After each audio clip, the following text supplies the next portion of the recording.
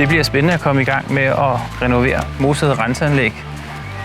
Nu kan vi jo kigge ind på den ældste del af renseanlægget fra 56.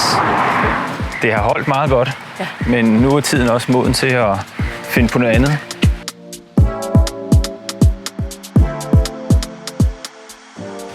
Vi har virkelig været plaget af måger i årevis, og det er ligesom om, at vi har nogle bestemte tider af året, hvor det er rigtig slemt.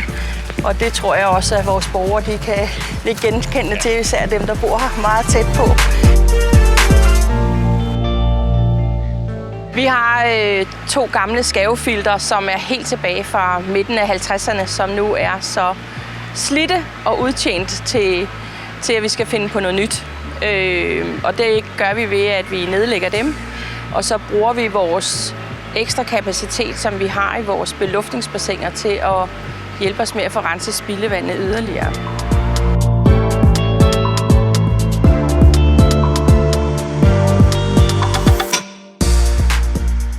Vores overordnede mission for Mosede renseanlæg, det har været, at vi gerne vil ændre det fra at være sådan et traditionelt renseanlæg til at blive et synligt aktiv for lokalområdet. Og det gør vi med flere forskellige greb. Det ene det er at reducere de gener, som et renseanlæg giver.